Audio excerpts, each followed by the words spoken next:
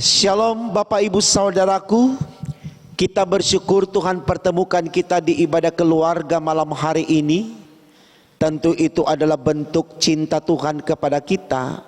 Maka mari kita mensyukurinya dengan bersedia menerima firman-Nya lewat apa yang sudah kita baca bersama sebelum kita menyaksikan tayangan video ini, yaitu dari kitab Kidung Agung pasal 2 ayat 16 dan 17 dengan tema khotbah kita mencintai dengan tulus. Saudaraku, kalau kita berbicara cinta yang sesungguhnya memang harus dibangun dengan ketulusan. Artinya cinta itu tidak dapat diukur dengan alat ukur apapun, karena dia sangat panjang, sangat tinggi, sangat luas, sangat lebar. Artinya cinta itu kalau dibangun dengan ketulusan, dia tidak akan pernah berhenti. Dia akan terus mengikuti putaran waktu yang tidak pernah berhenti. Cinta abadi, cinta yang kekal. Nah, saya pikir ini baik untuk kita renungkan saudaraku, karena itulah yang diinginkan oleh Allah di dalam Yesus. Bagaimana kita membangun cinta yang tulus, dan itu juga yang menjadi sorotan tema khotbah kita di malam ini, mencintai dengan tulus. Sekarang kita bertanya saudaraku, mengapa kita harus mencintai dengan tulus? Jawabannya adalah karena kita orang-orang yang percaya kepada Yesus. Yesus sudah memberikan teladan itu, maka tidak ada alasan bagi kita untuk menolaknya. Kalau betul-betul kita percaya kepada Dia, betul-betul hidup kita hanya berkiblat kepada Dia, fokus hidup kita hanya meneladani Dia, tidak ada yang lain. Kenapa? Karena Dia adalah Allah yang pecemburu, yang tidak mau diduakan.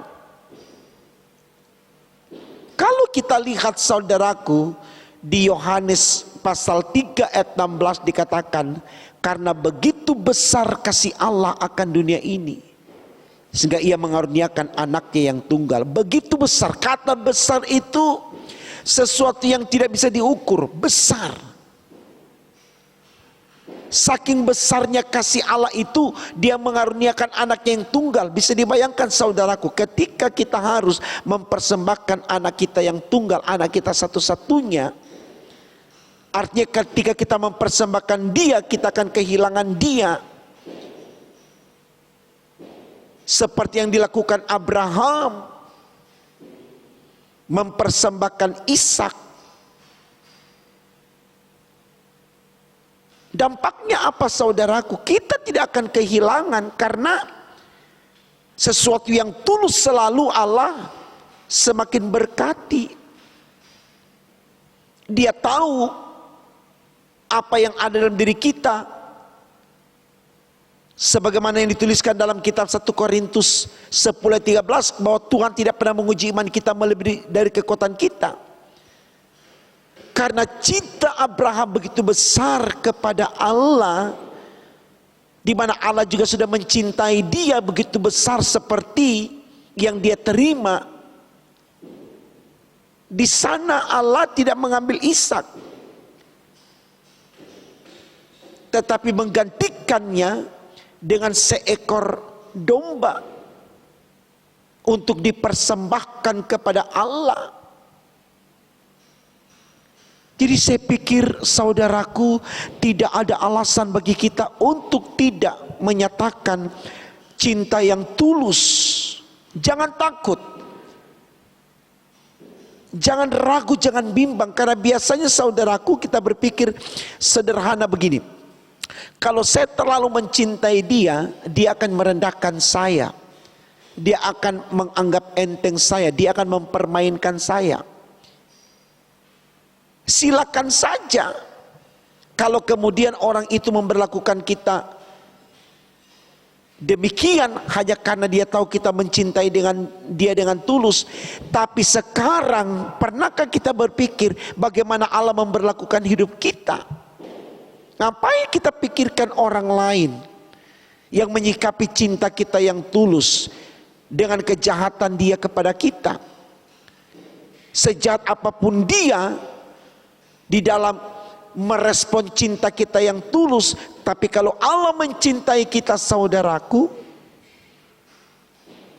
maka itu akan lebih baik bagi kita. Kenapa? Karena cinta Allah yang menentukan hidup kita. Jadi lakukan saja dulu ketulusan. Makanya 1 Petrus 3 ayat 9 dikatakan, jangan membalas kejahatan dengan kejahatan, caci maki dengan caci maki, tapi hendaklah engkau memberkati. Itu maksudnya. Kalau tuh orang lain mau menyikapi kebaikan kita dengan kejahatan, itu urusan dia dengan Tuhan. Tapi bagaimana dengan kita di dalam mempertanggungjawabkan perbuatan kita kepada Allah? Apakah kita akan berkata kepada Tuhan, ya Tuhan wajar dong kalau saya jahatin dia, dia kan sudah jahatin saya. Tidak. Tema khotbah kita saudaraku di hari Senin kemarin pagi dikatakan di sana, takut akan Tuhan adalah bukti benci kepada kejahatan. Jadi kalau kita cinta Tuhan, kita takut akan Tuhan, dan kita cinta Tuhan, kita harus benci kejahatan. Tidak ada yang namanya kejahatan dibenarkan oleh Allah dalam spekulasi apapun. Bagi Allah itu tetap jahat. Jadi saya pikir saudaraku, untuk membangun cinta yang tulus itu adalah sesuatu yang wajib bagi kita yang percaya kepada Allah di dalam Yesus. Karena Yesus sendiri telah melakukan itu, memberikan teladan itu kepada kita. Malah dikatakan dalam Alkitab firman Allah, kasihilah musuhmu. Ini tidak mudah, tapi itu harus kita lakukan. Alasannya kenapa? Karena supaya kita tidak menyimpan dendam. Dan kalau dendam itu ada di sini, hanya karena kita menganggap dia musuh kita, yang rusak hidup kita saudaraku. Dia mengganggu pikiran kita, dia mengganggu ketenangan jiwa kita, dia mengganggu perasaan kita, dan akhirnya seluruh organ tubuh kita menjadi tidak berfungsi dengan baik. Jantung kita berdetak kencang, darah kita naik, tensi kita naik, emosi kita naik. Akhirnya kita menjadi sakit. Sungguh baik ajaran Tuhan, kasihilah musuhmu. Luar biasa. Jadi jangan kita bilang, Tuhan ini lebay banget. Bagaimana sih saya harus mengasihi musuh saya? Tidak dong. Saya harus benci dia. Tapi kalau kita pahami dengan iman, kita akan mengerti apa maksudnya mengasihi musuh. Supaya kita tidak membawa dendam. Biarkan dia yang memelihara dendam itu, jangan kita. Jalani hidup ini, mati hidup kita di tangan Tuhan. Dia yang menentukan semuanya. Bahkan sorga kita pun dia yang tentukan. Jadi saudaraku, lakukanlah cinta yang tulus. Betul-betul tidak memandang bulu. Siapapun yang membutuhkan, sepanjang kita bisa berikan. Kalau tidak, katakan tidak. Supaya Tuhan yang melihatnya akan memberikan kepada kita, supaya kita bisa membagi berkat kepada yang lain. Tuhan tidak pernah tidur untuk manusia saudaraku. Jadi jangan pernah berpikir Tuhan tidak ada untuk kita, tidak. Karena Tuhan sendiri sudah berkata, dia adalah Allah yang Immanuel, Allah yang menyertai. Dia adalah Allah yang Alfa dan Omega, yang mengawali dan mengakhiri. artinya dia akan selalu ada untuk kita. Kenapa kita mesti takut? Kenapa kita mesti ragu?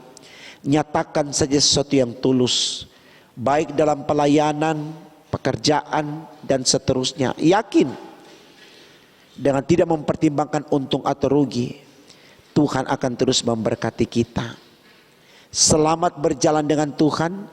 Dialah kemampuan dan kekuatan kita untuk menyatakan cinta yang tulus. Maka dengan demikian berkat Tuhan pun akan nyata atas kita secara penuh, karena kita akan digiring olehnya menuju ke rumah Bapa di sorga yang kekal. Tuhan memberkati firman-Nya. Amin.